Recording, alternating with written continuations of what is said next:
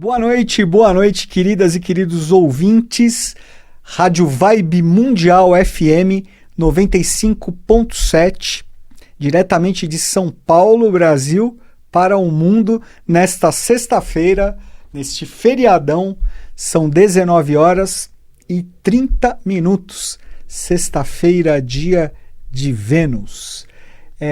Na semana passada, nós falamos um pouco sobre o magno simbolismo da Rosa Cruz. Fizemos toda a conexão do simbolismo da Rosa Cruz com a purificação, com a imortalidade, o sentido de transcendência, de sacralização, de crucificação. Falamos um pouco sobre o significado da rosa na cruz, no próprio mistério sagrado da crucificação de Jesus, de Yoshua Ben Pandira, há 2000 anos. Falamos sobre a relação que existe direta dos simbolismos das pirâmides com a própria Rosa Cruz também, do pentagrama, do tetragramaton sagrado, e chegamos ao final do programa falando da relação que existe da rosa com Vênus. A rosa é a flor associada ao simbolismo de Vênus. Não apenas astrológico, mas alquímico também, hermético e teosófico. Lembrando que Vênus representa o quinto sistema, representa o quinto estado de consciência, o quinto tátiva, a caixa. Nós tivemos oportunidade de falar em 2 programas sobre os mistérios do Akasha. Então hoje nós vamos dar prosseguimento ao programa da semana passada, falando um pouco sobre a tradição rosacruciana. Tá bom, pessoal? A tradição rosacruciana. A tradição rosacruciana, ela vem de muito tempo, gente. Nós podemos dizer que a tradição rosacruciana tem pelo menos 3.350 anos. Ela se iniciou no Antigo Egito, na 18ª dinastia, quando se tornou o faraó, subiu ao trono do Egito, o faraó Amenófis IV, também chamado de Akhenaton ou Cunaton. O faraó Amenófis IV, Cunaton, foi uma manifestação avatárica. Foi uma manifestação do próprio verbo divino, da própria lei maior que a tudo e a todos rege, na forma humana. E o faraó Cunaton Amenófis IV promoveu uma ampla reforma no Estado egípcio e na religião egípcia. Porque naquele momento o Egito se encontrava numa grande decadência. Decadência religiosa, decadência moral, decadência ética.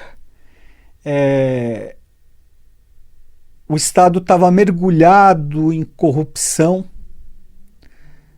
entre corrupção na política, corrupção no clero, e aí veio essa figura, essa grande figura de Cunaton para promover essa reforma político-econômica, social e religiosa. Religiosa no sentido mais iniciático, tá? Mas que procurava reformar a religião egípcia exotérica, ou seja, a religião do povo. Porque é claro que os mistérios maiores, os mistérios da própria tradição hermética, lembrando que o hermetismo nasceu no Antigo Egito, na figura mítica do próprio deus Tote. Mas essa manifestação de Tote, depois absorvido como Hermes, o Trismegisto 3 vezes grande, é muito mais antiga do que o advento, né, do que o advento do próprio faraó Amenófis IV Cunaton. A manifestação avatárica também de Hermés, de Thoth Hermés, se deu, podemos dizer, vários milênios antes do aparecimento de Amenófis IV. E Amenófis IV era um legatário legítimo da própria tradição hermética. Como eu disse, era um avatara, foi uma manifestação avatárica. Tá? Representando, vocês vejam que ele tinha o nome de Amenófis IV, ele pertencia à 18ª dinastia egípcia, e esse nome Akhenaton ou Cunaton tem o significado do filho do sol. Então ele era uma encarnação do próprio sol, o sol no sentido do pai espiritual, do próprio espírito, do próprio verbo criador, tá bom? Pois bem, Cunaton era casado, tinha sua contraparte, a figura de Nefertiti, tá? E ambos, como eu disse, promoveram essa grande reforma no Antigo Egípcio, principalmente visando que a religião exotérica egípcia recuperasse esse laço esotérico que estava se perdendo. A religião egípcia tinha perdido a sua essência, tinha se tornado um mero joguete nas mãos dos sacerdotes, se valendo de jogos políticos, de jogos de poder, dinheiro, jogo de influências, etc. Qualquer semelhança com o mundo atual não é mera coincidência, né, gente? Mas, enfim, que eu digo isso porque as religiões, em geral, acabam realmente se perdendo no decorrer dos tempos, né? Isso acontece com todas as religiões. No começo elas têm esse sentido sagrado, esse sentido iniciático, que vai se perdendo aí no decorrer das gerações. Então a religião exotérica acaba se distanciando da própria essência que lhe deu origem. E isso aconteceu, portanto, no Antigo Egito. Infelizmente, o reinado de Amenófis IV Cunaton foi curto, tá? Foi curto. Ele morreu bastante jovem, e após a sua morte, as coisas voltaram ao seu status quo anterior. Ou seja, as reformas que Cunaton havia promovido foram deixadas de lado e os joguetes políticos e o clero corrupto voltou a ditar as cartas, né? E a religião exotérica do povo egípcio permaneceu cada vez mais distante do seu sentido original, hermético e verdadeiro, tá? Isso até a morte de Cunaton representa o início da decadência do próprio Egito, da própria civilização egípcia, que depois vamos dizer, coroada com o êxodo do povo hebreu, aí capitaneado por Moisés, tá? Aí Moisés levando aqueles valores sagrados, Moisés como um grande iniciado, também como um avatara, e iniciado nos magnos mistérios egípcios, nos mistérios de Ísis, ele leva esses valores para a terra de Canaã, originando, portanto, a tradição hebraica esotérica mais ligada aos momentos atuais, cabalístico, etc. e tal, que é assunto para um outro programa também. Tá bom, pessoal? Mas nos restringindo aqui a Cunaton e Nefertiti. Um ponto importante com relação a esse casal, como eu falei, eles tiveram um trabalho exotérico, um trabalho exterior, mas também um trabalho interior muito grande. Porque eles formaram, vamos dizer, os primeiros núcleos de uma maçonaria mista no Antigo Egito. É claro que o hermetismo, é claro que os mistérios maiores, os arcanos maiores, preservaram a sua essência mais dentro das escolas de mistério, dentro das escolas de iniciação, mantidas pelos iniciados, pelos chamados hierofantes, certo? Que é sempre assim que acontece. O lado esotérico, o lado oculto das religiões é o que acaba preservando a sua essência, enquanto que o lado exotérico acaba se distanciando da sua própria origem e da sua própria essência. Pois bem, esse núcleo fundado por Cunaton e Nefertiti foi o embrião da própria tradição rosacruciana. Então, portanto, aí há mais de 3.000 anos no Antigo Egito. No caso, Cunaton como o aspecto masculino e Nefertiti como o aspecto feminino. Nós vemos aí a figura dos próprios gêmeos, chamados gêmeos espirituais, tão presente nas tradições, nas tradições sérias, herméticas e teosóficas. E enfatizando que a tradição rosacruciana era uma tradição mista, que unia o aspecto masculino e o aspecto feminino, porque vejam que a alquimia ela não pode acontecer se não for pela união, pelas bodas alquímicas do aspecto masculino Sol e do aspecto feminino Lua, certo? Então depois essa tradição foi sendo transmitida através dos tempos, através das gerações, para outros povos, para outras tradições. O Egito transmitiu para a Grécia os mistérios gregos. Então, os mistérios gregos são frutos do rosacrucianismo, desse embrião do rosacrucianismo no Egito? Sim, com certeza, tá? De toda a tradição hermética, que não é diferente. A tradição hermética e o rosacrucianismo, em essência, são a mesma coisa. Depois dos gregos, aí foi sendo passou-se para os romanos.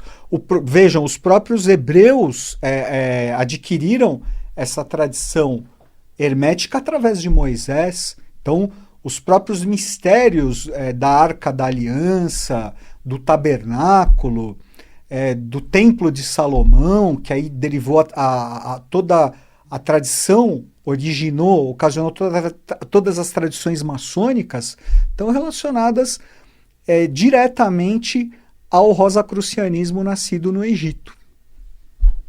Certo? E, posteriormente, o próprio cristianismo também. A própria tradição oculta do cristianismo. Os primeiros gnósticos, os neoplatônicos, essênios, estavam relacionados, eram herdeiros também do rosacrucianismo fundado por Cunaton e Nefertiti no Antigo Egito. Depois isso foi absorvido, esses valores mais para frente, alguns séculos depois, foram absorvidos por outras tradições, como os bogomilos no leste da Europa, como os cátaros, o catarismo de Languedoc, né, ali no sudoeste da França, outras tradições também que existiram ali na Europa, os próprios islâmicos beberam dessa fonte por onde passavam, que isso acabou originando a própria tradição sufi, né, o sufismo, que é a tradição esotérica, mística do islamismo, e esses valores foram transmitidos na Península Ibérica, por exemplo. E depois os templários se tornaram senhores dessa tradição, da própria tradição rosacruciana, em essência. Tá? Os templários, nós tivemos oportunidade também de já fazer alguns programas falando sobre os templários. A Ordem Templária foi fundada em 1118 em Jerusalém, nos subterrâneos das ruínas do Templo de Salomão, o segundo templo que foi destruído. O primeiro foi destruído pelos babilônios, cerca de 500 anos antes de Cristo, e o segundo templo foi destruído em 70 depois de Cristo pelos romanos. A Ordem dos Templários foi fundada, portanto, em 1118 em Jerusalém, e depois ela foi dissolvida em 1312 por uma bula papal, né? Foi destituída depois de um conluio que houve entre o Papa Clemente V e o rei da França na época, que era chamado Felipe IV o Belo. Isso começou a ocorrer em 1307, começaram a ocorrer as perseguições aos templários, que terminaram com a extinção da ordem em 1312. No entanto, os valores, a essência do conhecimento templário foi mantida, porque é sempre assim que acontece. Foi mantida e passada, transmitida para outras ordens, com outra roupagem. No caso, a tradição templária se manteve viva na Ordem de Cristo em Portugal e nas ordens também presentes na Península Ibérica, mas especialmente na Ordem de Cristo, relacionada depois diretamente com os descobrimentos, com a era dos descobrimentos, através da grande figura do rei navegador, né, do rei Henrique, Dom Henrique, o infante Dom Henrique, o rei navegador. Também a tradição templária foi absorvida na Grã-Bretanha, especialmente na Escócia. Na Escócia, através da Ordem de Santo André do Cardo Selvagem, e também na Alemanha. Na Alemanha, através da enigmática figura de Christian Rosenkreuz, no século XV, aliás, século XV, anos 1400. Essa figura mítica de Christian Rosenkreuz teria sido, efetivamente foi, o originador da tradição rosacruciana por excelência na Europa, tendo como foco a Alemanha. Então vejam que tinha um foco rosacruciano em Portugal, outro na Grã-Bretanha, especificamente na Escócia, e outro na Alemanha. E claro que existiam braços aí por toda a Europa, ligados diretamente ao rosacrucianismo, que depois também tiveram a própria franco-maçonaria, etc. Mas o rosacrucianismo por excelência, a Rosa Cruz, foi instituída na Alemanha por Christian Rosenkreuz. Vejam, o próprio nome de Christian Rosenkreuz significa, né, Christian remete a Cristo, o cristificado, e Rosenkreuz é a Rosa Cruz. A Rosa Cruz. A cidade na Alemanha, que era a base da Rosa Cruz hermética, da Rosa Cruz oculta, era a cidade de Erfurt, na Alemanha. Tá? Essa tradição se manteve viva durante séculos na Europa e, como eu disse, depois acabou originando outras ordens francesas, por exemplo, ligadas à franco-maçonaria, ao martinismo, etc. Tá? Mas vejam que, em essência, todas elas vêm do rosacrucianismo, que vem diretamente do quê? Do hermetismo, da tradição legada pelo grande Hermès o Trismegisto.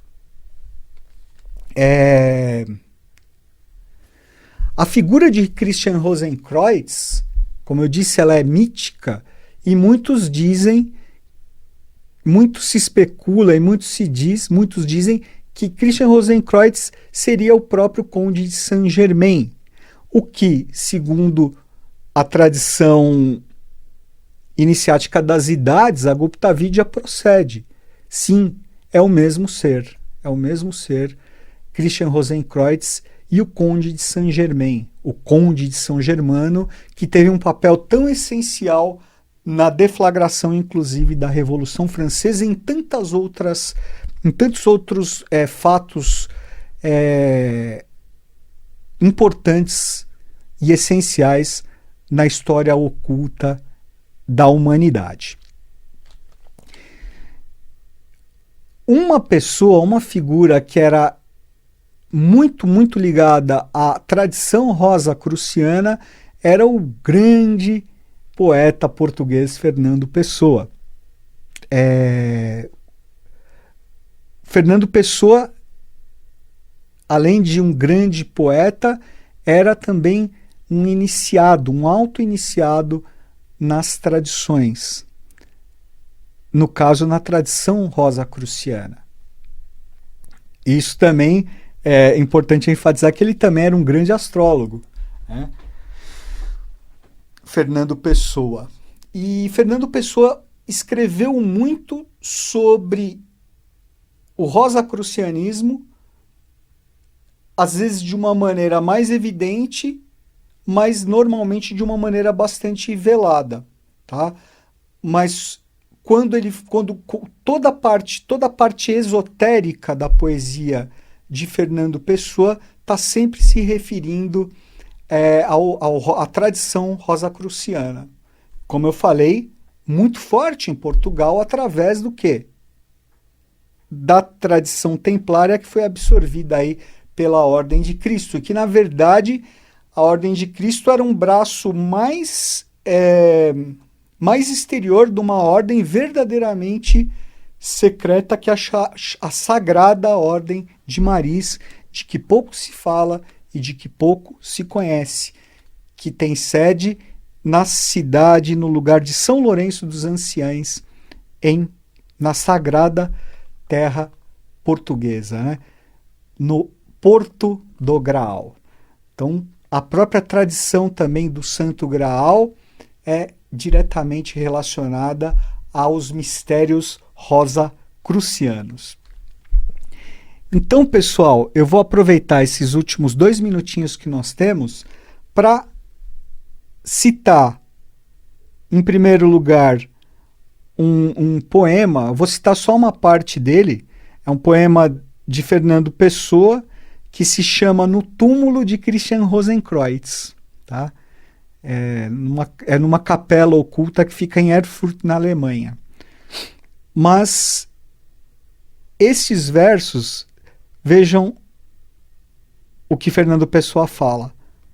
Como na falsa morte a nós exposto, o livro ocluso contra o peito posto, nosso pai rosa e cruz conhece e cala. E aproveito para recitar aqui o poema O Encoberto do livro Mensagem de Fernando Pessoa. Quem tiver interesse, adquira esse livro Mensagem de Fernando Pessoa. Os poemas são belíssimos e fala das tradições herméticas, da tradição rosacruciana e de todos os mistérios portugueses, os mistérios ocultos de Portugal, da missão de Portugal, do Quinto Império, e isso afetando diretamente o que é a história, a belíssima história oculta do nosso Brasil. Mas vamos lá. O Encoberto. Que símbolo fecundo vem na aurora ansiosa, na cruz morta do mundo, a vida que é a rosa. Que símbolo divino traz o dia já visto, na cruz que é o destino, a rosa que é o Cristo. Que símbolo final mostra o sol já desperto. Na cruz morta e fatal, a rosa do encoberto. Ficamos por aqui hoje. Eu deixo um grande abraço e desejo a todos uma excelente semana.